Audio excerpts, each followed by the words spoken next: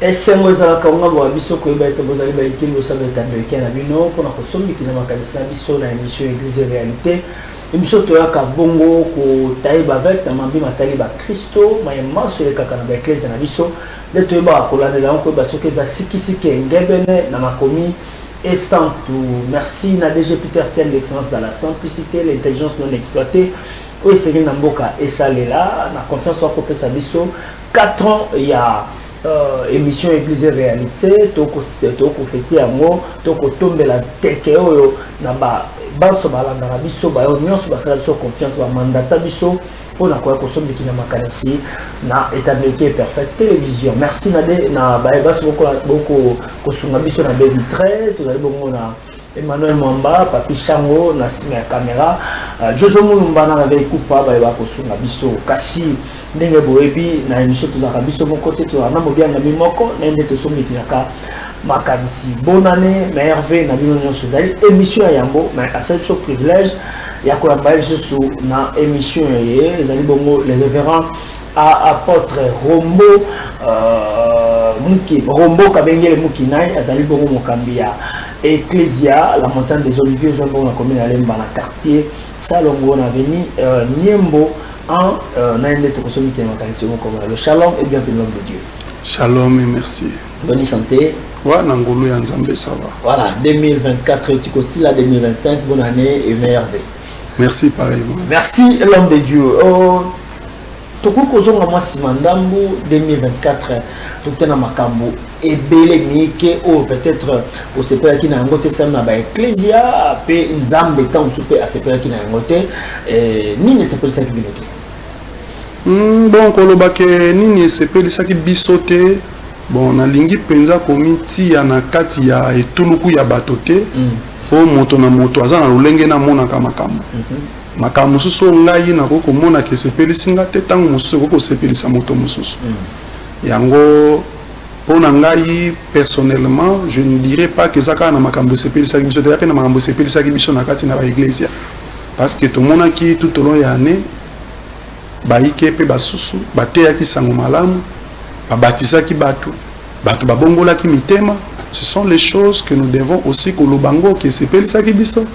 Parce que dans mon tout, il y a que mission tope et tinda et to samaboke de bisika yon so kino na suka mokili boye bako komisa bato baye kolinanga et salemaki mais au-delà ya wana to mona ki pe ki caméléon mingi na kati na ba iglesia to na kati ya bana na nzambe mususu c'est-à-dire soki azali na kati na iglesia aza penza mwana nzambe soki il faut ko adorer ko yemba ko tea ça va so pas ke ipe sika mususu o sika sengeli aningisa nzoto asala loyenge asala nyonso ko sala kindumba nini asali yango pe lolenge sengeli donc ki caméléon wana moi moké na 2024 et sala ki biso penza moi malamu te na kati ya basali na nzambe pe ya bana na nzambe moi ebele. Alors sala ki bien te 2025 je crois que makambo e kobongisama place bomona ki mabe ko pe ko arranger. Alors boni santé à église et tongo za kokapa. Oui, santé à église ezali malamu, église ezali kokoba. D'ailleurs, année oyo le 15 mars, toko totalisé 10 ans déjà. Ouais, 10 ans depuis Ecclesia et Banakobanda. Parce que le premier culte, il y a église Olivier Sauvage et Salemaka le 15 mars 2015. Le premier culte, Nzambe Alobela Kingai au sujet à Vision le 6 août 2014. Okay. Na kei na soli na papa nanga molimo le révérend Gédéon Kolé la Kafumba le 1er septembre parce que j'avais pris le temps ya ko bondela le 1er septembre na ke na sololi na ye pe atiki nga na kende ko kende na kenda ki pe na kibanda ki mbala moko te na 2014 na koti ba prière na mati bangomba na sali esengele ko sala kino nzambe a ko pesa esika pe to ebe ko banda le 15 mars 2015 sur l'avenue Luneko numéro 14. Papa Jean Itota Nzamba Pambola ya bakisele su ya mingi apesa biso lupangu na ye place munene ya ofele tofutaka maite tofutaka courante depuis 2015 je crois tina 2020 on a décidé ki ngamoko na kende ko évoluer ailleurs mais pendant 5 ans il nous avait vraiment concédé une grande partie na lupangu na ye pour tout travail. Bref, église ya malamu to ali ko préparer 10e anniversaire. Alors révérend rombo olukaka nini po namona yo malgré obi 10 ans église ko c'est 10 ans mais le zamba passé sous 2 ans une année zamba sa ngolu amona makasa otanga bakombo bato na prophétie asala solo ko ngana mona ito na lobasika namona on a venu mo na regini au côté ya na tongo nzamba pambola yo oye musala nzambe pona koluka jipte koluka mbongo te pour sala déjà on l'a bien et au bala mais au côté ya nzela oluka bon Papa John côté ya nzela na ebité eza kolandisa moto na moto nde ayebi eloko ni azoluka mais ngai koluka nini na koloba nazoluka tina ya Yesu. Yesu alobi aller partout, faites de toutes les nations des disciples.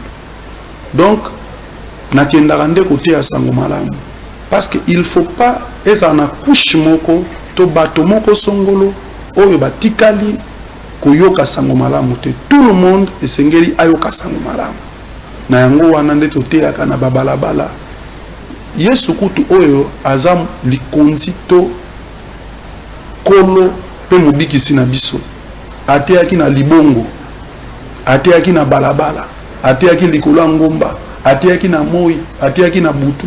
Parce que lelo nga pona teyaki nga naza nani naza eloko te. Qui es-tu? Vil serviteur, un esclave de Jésus. Même sous le soleil je dois prêcher. Parce que Bible lobby, l'apôtre Paul a dit soyez mes imitateurs comme moi je le suis pour Christ. Christ l'a fait. Pourquoi on a reçu la montée? Kotombo ma jeep eza kotombo matin. Lupango eza kotombo matin. Maintenant qui est grand pasteur? Qui est grand? C'est lui dont Jésus-Christ dit qu'il est grand. Ah bon? Oui. Tout le monde a une chaîne à télévision, a un bâtiment climatisé, on a un grand pasteur. Ah bon? On est grand par rapport à ce que Dieu a dit, par rapport à ce que Jésus a déclaré. Voilà. Vous savez que les gens pouvaient voir Jean-Baptiste comme étant faible, comme étant quelqu'un qui n'avait aucune ressource, aucune parcelle, aucune richesse. Mais Jésus a surpris ses disciples étant à l'objet de tous ceux qui sont nés de la femme, il n'y a pas plus grand que Jean-Baptiste. Il y a une confusion. Pour moi, je peux vous certifier, ce n'est pas le fait d'avoir un grand temple, ce n'est pas le fait de rouler carrosse, que vous en avez dit pas mon nez. Près de 2024, 120 000 $. Non, ce n'est pas ça qui fait la grandeur d'un homme de Dieu. Un homme de Dieu est grand lorsque Jésus-Christ, qui est le maître de la moisson, lui déclare être grand. Bon, je n'aimerais pas entrer dans ces versets dans Biloko wana. Pourquoi? Parce que Moutoussoka du soda et Bipoania du soda. Tant au-delà, il y a Makambo Yanzambe, tout le ministère, avant la Makamoussoa Salaka. Même là, au-delà de Bonzambe, il y a l'automo, nazala makamusu na sala. Et quoi ça la musala nanga o na sala ka au-delà du ministère. Et senyinga nazala na bambolombolo bakengelanga. Pasteur Rosane pe politique ezama bete. Bon, wana fongoli sujet mususu, j'aimerais pourquoi pasteur peut faire la politique si c'est Dieu qui lui dit de faire. Parce que le pasteur, il faut reconnaître une chose, un serviteur de Dieu ne s'appartient pas. Un serviteur de Dieu appartient à Dieu. C'est-à-dire, lorsque Dieu lui dit de faire telle et telle chose, il le fait. Voilà. Moi, je ne me mettrai pas à condamner un serviteur de Dieu qui fait la politique aujourd'hui, d'autant plus que je ne sais pas ce que son Dieu lui a dit. Si c'est par recommandation divine, qui suis-je pour contredire une recommandation divine que le Seigneur a donnée à son serviteur? Ok. Merci beaucoup, l'homme de Dieu. Alors, Toki Masima Taro, Toti Komona Mikolele Kiawa, je crois, on a fait vers fin de l'année 2024. Marimé à mon pasteur Christian Dakumuda, pasteur Christian Kimbuku alias Dakumuda, Newman Atikibiso. Et juste après, Marimé Wana, 4 ou une semaine après, avec Okufa, il y a Solo. Josali natif et Alemba. Oyeba qui Christian Kimbuku bien, je crois, parce que Otangi Nalemba Wana, et je te demande comment on a bino. Tant que qui s'envoie, ça la condamne. Bon, ça là qui pas si. Premièrement, j'aimerais souligner et le il faut bande qu'on abisso et belé au bazar na réseaux sociaux. Baye ko la ko utiliser les réseaux sociaux en bon escient pour na intérêt malamu, li tomba malamu. Mais ceux qui toza ko utiliser les réseaux sociaux pour na ko véhiculer au babenga na anglais ba fake news. Eza penza mabe mingi. Voilà ba fake news écouter vie ya mutu. Na sens nini? Azala qui déjà fragile. Pasteur Christian Kimbuku parce qu'à oumeli na maladie, diabète, tension. Ce qu'on yoka que aza envie, mais sangozo panzana ka kufi. Ebe lo kwana akoka ko supporter en côté. Puis aeko kufa. Mais ngana ebe lo komoko vie nan kufa moto za na maboko nzambe surtout pour na basali na ye. Surtout pour na basali na mais il faudrait que to ye ko la ko utiliser réseaux sociaux malamu. Pour relayer message aux en confirmation tala et ce que biso de deux et ça là qui n'a pas si koka que muto yo na ebi mala mundengo lobi au-delà ya kozala moi na lemba il est le grand frère d'un de mes amis personnels et d'enfance Michel le pasteur Michel Kimbuku qui a commencé à servir Dieu trop jeune. Il a plus de 20 ans de ministère aujourd'hui. Quand tu regardes son âge, mais il a plus de 20 ans de ministère. Donc, il est le pasteur Michel Kimbuku, ça qui propre, il y a pasteur Christian Kimbuku. Attends, qui n'est propre. Ok. Quand on a un album, na une série, Azano na Mokili, si je ne m'abuse pas, à boire un album au apôtre Michel Kimbuku.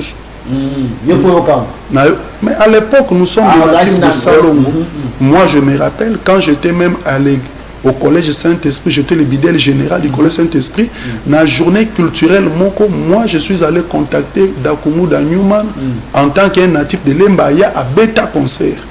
À Beta Concert, na Eli Moussantou. Donc, je le connaissais personnellement. Non seulement pendant qu'il était musicien profane, mais lorsqu'il s'est il y a un ami.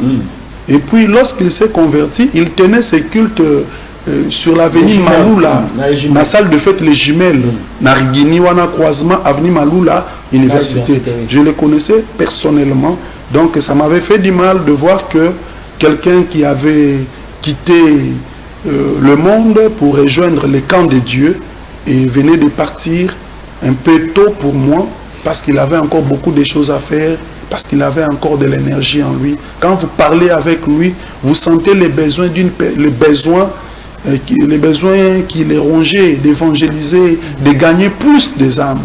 Mais on dirait que le pasteur, bon dimaki conversion a été, bon dimaki peut-être le col à Moussali en Zambé.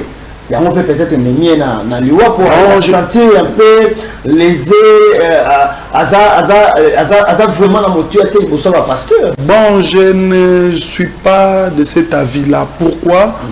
La contestation ou la résistance face à la conversion d'un musicien profane et banda leloté. Même Paul, lorsqu'il s'est converti, il dit que même Thomas, balaki na moi réticence pour na kondima Paulo. Il a fallu Barnabas, ne ayanaye, pour bandimaye. Même temps, on zamba ici Ananias, na routine de l'homme mutumoko lobi awa, ochae maboko. Aki, nzambe mutu ana tambola kaboma kabatu. Mais comment est-ce que routine de langaye? Donc c'est une réticence naturelle. Donc au bassin nzamba cause non pas to kapé sango batu belé, abongoli mutema. Je ne préfère pas citer le nom ici. To ka basango na Kinshasa, tel abongoli mutema mais du jour au lendemain Bomonier azongini balaki c'est même quelqu'un même peut qu'on baptême mais du jour au lendemain oui na bongolaki mutema mais c'est pourquoi lorsque quelqu'un bongoli mutema sika moi réticence wana ezalaka nano ya on même apôtre Paul abi ne donnez pas de charge à de nouveaux convertis. Voilà, on peut s'acquiloter na bateau ba bongwa mesika. L'homme de Dieu tolandi bisonyoso et en tout cas ezako ko bombate.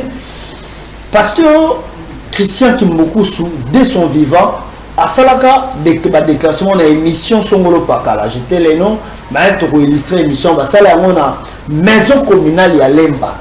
Na ba propos na ye, mamba loba bon, je préfère pas na loba, be vitré to zomi na be vitré papi chango, pesa biso élément ya pasteur Christian Kimbuku bah propos naé alors qui envers pasteur Mike Kalambay et Trozonga pour la continuité de l'émission tout et ça ma vie dans l'émission c'est parti. La fois passée au dévoiler un peu moi la vérité moro malheureusement to kimara simanga yangonga to kataka to ebi au dépeuple kanwana kasi au pesaka témoignage non akoya na camp ya peuple de Dieu ezalaka na moko parmi bateau banda kozwa modèle or kabanda ko kende pande ko kofi benga a passa yo mutuana et randa yo dessus des fois ça la passe lingara kuto comme na point ozonga na mokilo ko revoir les sous le qu'on a peuple de Dieu bayoka. Non mais c'est ça ils ont un comportement dans base et l'autre fois là c'était le frère Mike Kalambay. Je l'ai dit iskaza sur la ninga c'était le frère Mike Kalambay. Quand moi je me suis converti, téléphone et Lili, qui va venir, allô, oh, viens en André, ça va, qui m'avait appelé, mon grand frère, lui qui filmé, avec Ninga, bon, ça va. Aux hommes, on a des Ninga, ah, aux hommes, on a oui.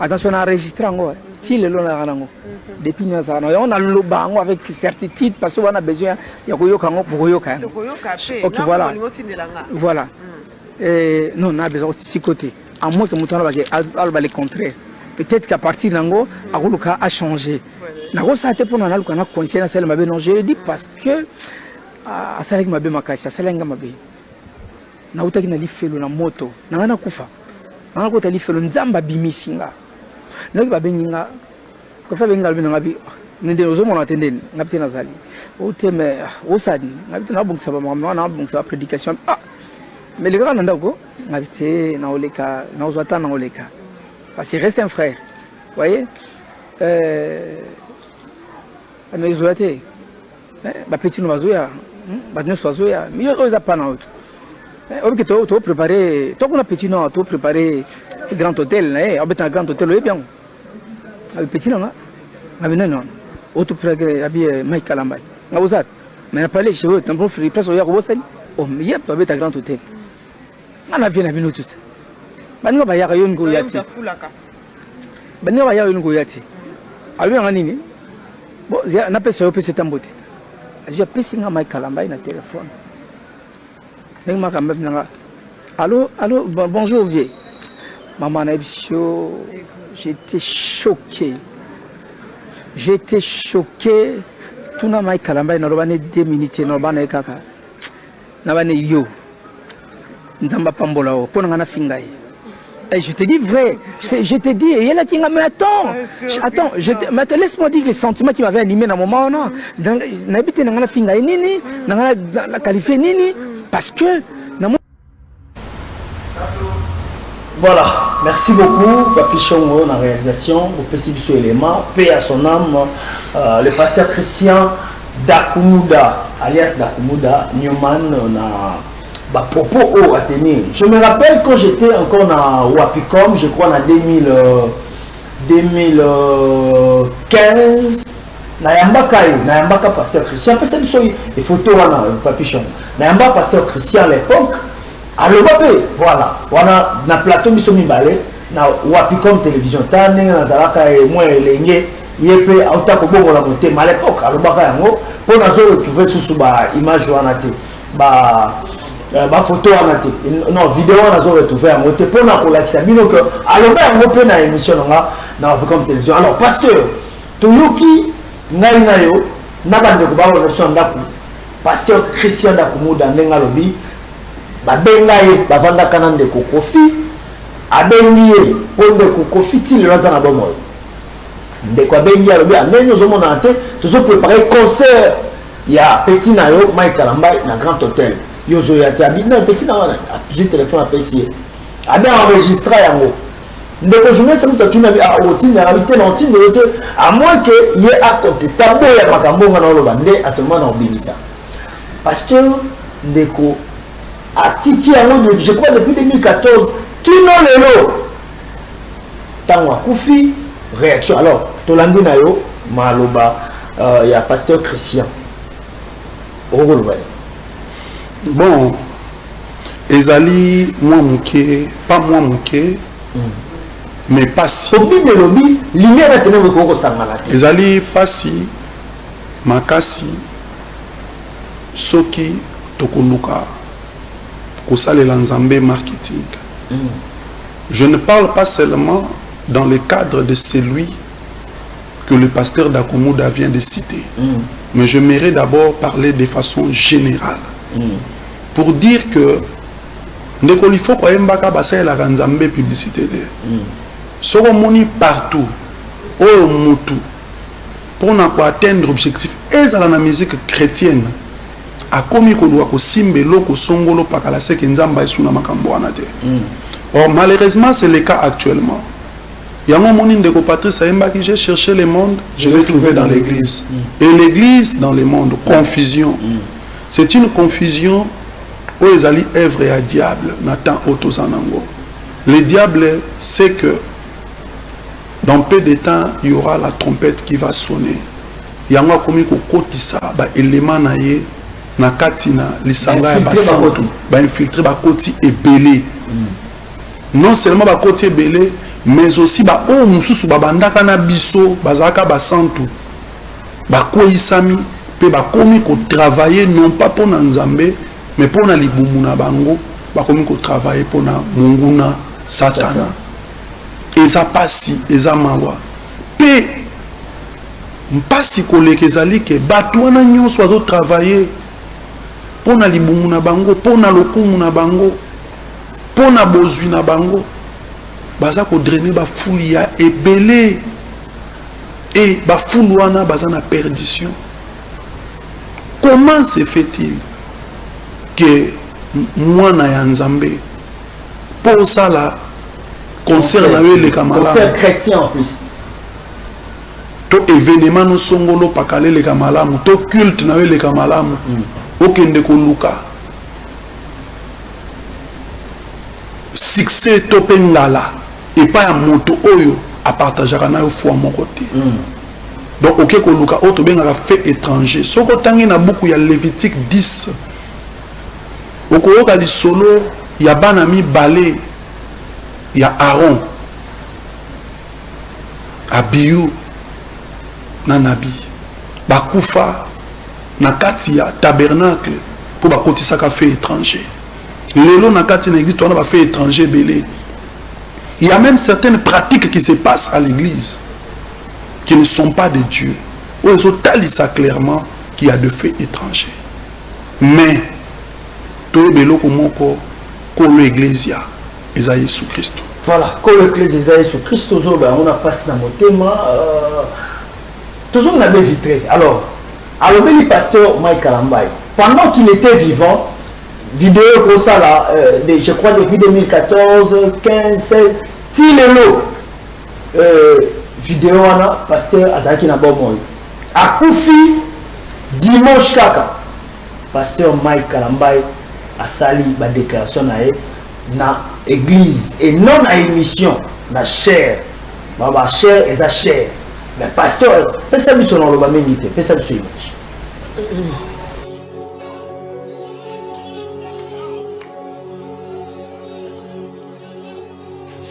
Après je suis comme mal placé de parler pour quelqu'un qu'on n'a pas encore enterré. Paix à son âme. Mais il faut apprendre à dire la vérité. Je n'ai jamais rencontré Dakumuda de toute ma vie. Je n'ai jamais parlé avec lui au téléphone.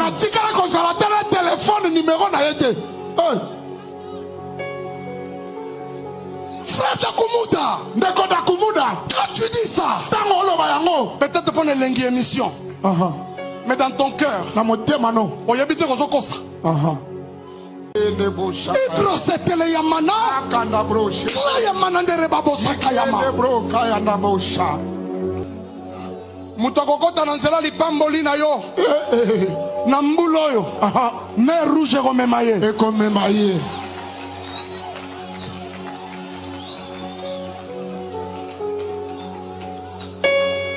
Kalambai.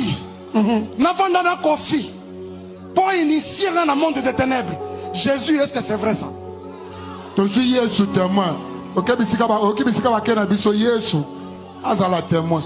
la nuit ou la journée. Jusqu'à me passer d'Akumuda au téléphone.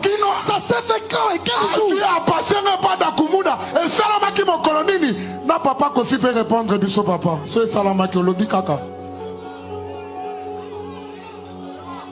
Dommage.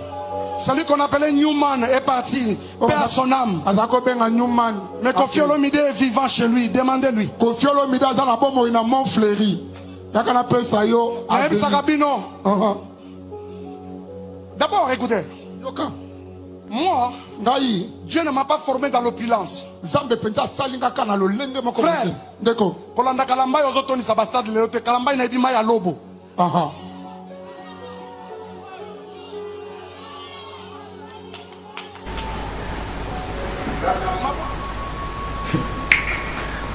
Je n'ai jamais rencontré Dakumuda.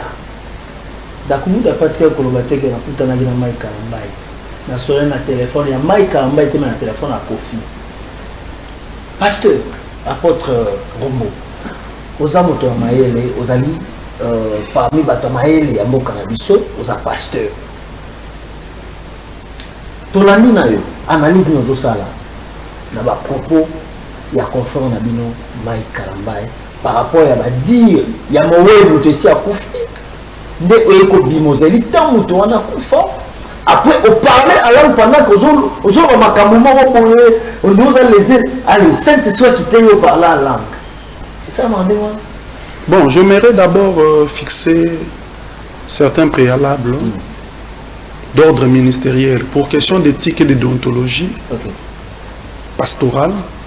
Moi, c'est lui qui m'a appris les choses de Dieu. Le révérend Gédéon Kolé la Kafumba m'a enseigné une chose qu'il a aussi appris de son père spirituel Anthony Gould, que la chair est chère et n'est pas un lieu de règlement des comptes. Voilà. On ne peut jamais pour celui qui est vraiment un ministre de Dieu venir du haut de la chair pour régler des comptes à qui que ce soit, vivant soit-il. Donc, si vous avez un problème avec une telle ou telle personne, vous devez régler ça. La Bible dit, aux un problème là de Konayo, Matthieu 18, Bengaye solo lanaye. Ayokiyote, Benga batumi bale. Benga batumi sato. Mais il y a ça la montée. Bon, je ne sais pas. La personne est partie. Donc, permettez-moi d'être d'abord avec les préalables, puis je vais entamer la question. Donc, la chair de Dieu étant chair, ça ne peut jamais devenir un lieu de règlement de comptes ou de réponses ou de répliques. Non.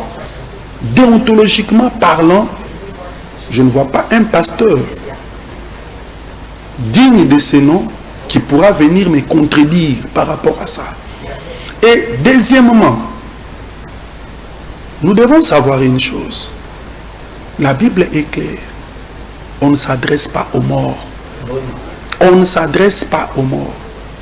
Je n'aimerais pas seulement dire à celui que vous venez, qui vient de passer dans les images, mais j'aimerais aussi parler à tous ceux qui sont habitués de s'adresser aux morts. Un pasteur authentique sait qu'il ne peut pas s'adresser aux morts. S'adresser aux morts, non, non, non. Au-delà de toutes les considérations, si nous atterrissons sur le plan Yamobeko, Likambouana Ndengo Lobi, Otalisipe ba image le kapé na etando na yo, que ça faisait beaucoup de temps qu'il est là. Mais le pasteur d'Akumu d'Azalaki n'a bon mot. Ce qui est là qui imputation dommageable. Il fallait ce qui est là qui diffamation. Il fallait quand même la justice. Soit à ça la même conférence de presse. Au pasteur d'Akumu d'Azalaki n'a pas audio, n'a enregistré en haut. Journaliste, c'est une réalité. Au moins que vous tournez à l'écran à la télévision, avant de la preuve. Bon, il faudra que ça la conférence de presse pour réagir. Mais pour réagir, les colos, il y a Etumbelo. Etumbelo, Moussa, n'a annoncer les oracles de Dieu. Pour y a côté à Sangomalam. Mais pour transformer en lieu de règlement de comptes C'est pourquoi dans le Congo, il faut qu'on revoie la paternité spirituelle. Je salue le révérend Roland Dallot qui a toujours dit la paternité spirituelle n'est pas seulement un privilège, mais c'est aussi une responsabilité. C'est-à-dire quoi? Il ne suffit pas de dire que j'ai un enfant spirituel. J'ai un enfant spirituel. Mais non, tu es aussi responsable. Parce que tel que je suis là, ce qui n'a salimbe sur le plan ministériel, et que éclabousser papa n'a molimo Gédéon collé la kafumba par rapport à n'abîmé pas naï. Il y a beaucoup de gens aussi la confusion aujourd'hui au monde mutual là une église tel sous comme pasteur. Est-ce qu'à comment tu es bâti?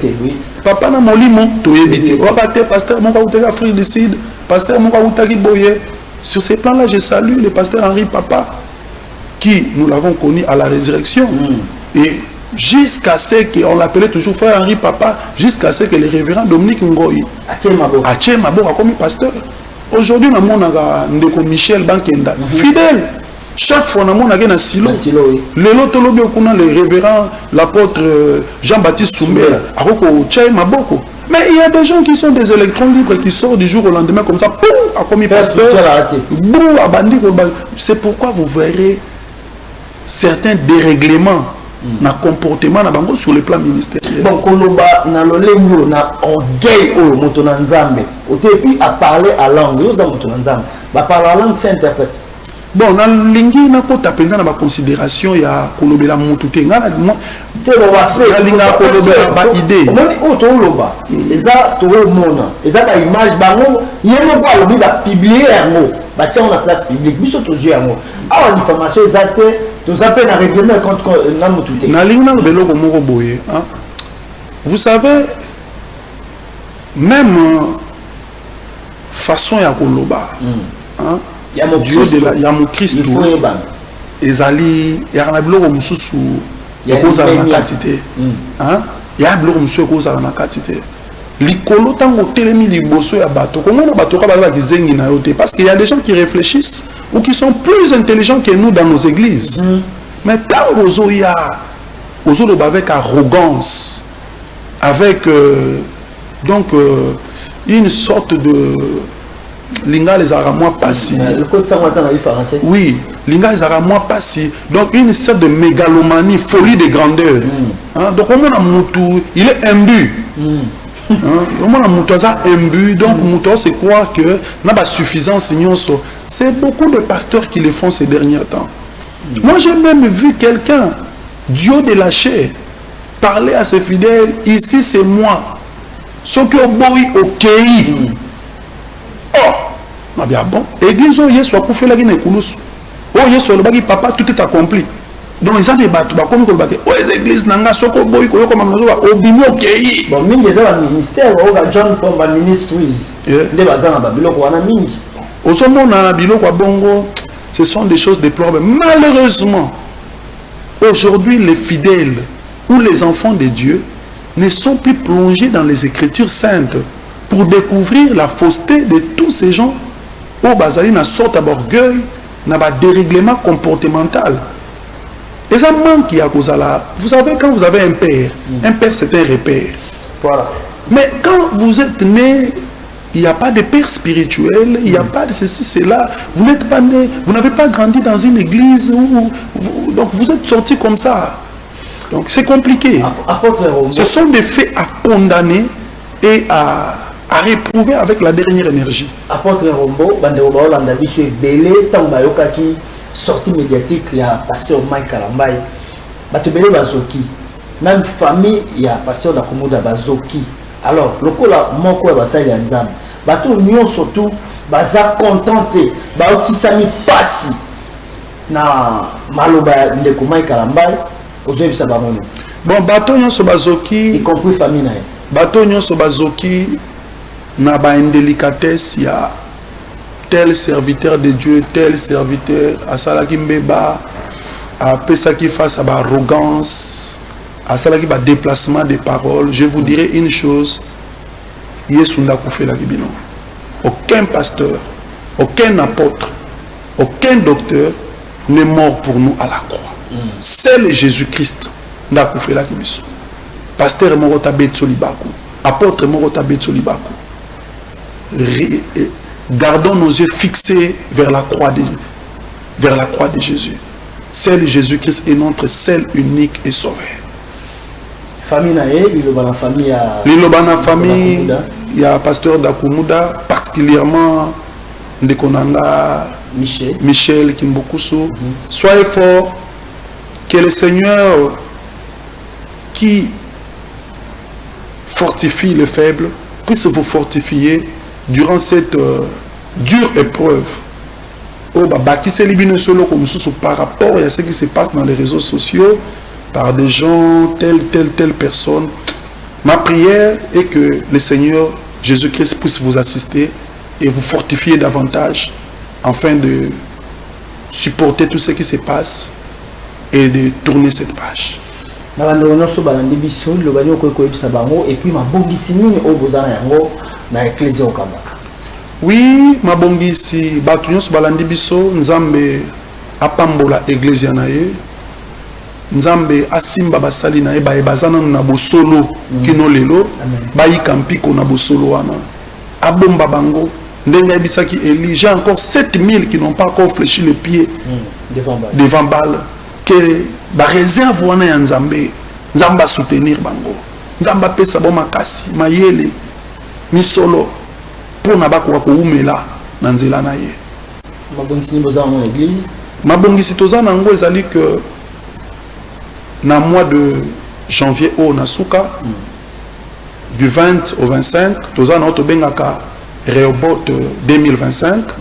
Chaque année tosalaka dédicace ya année na fin janvier na dernière semaine ya mois de janvier Rehoboth 2025 et pas Iwapi Tokobonza année Mobimba na la forte prière et ça la prière d'imploration. Combien de jours?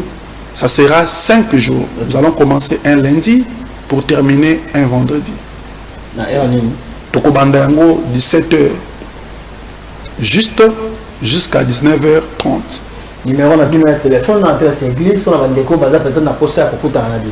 Bon numéro de téléphone na adresse église tous allez na 0 plus 243 plus 243 89 56 156 98 113 je peux répondre plus 243 89 56 98 113. Ok, adresse église. Adresse église Ezouamina Balabala Niembo 1 numéro 8 bis quartier Rigini, référence école catholique Sainte Famille, église Olivier Sauvage.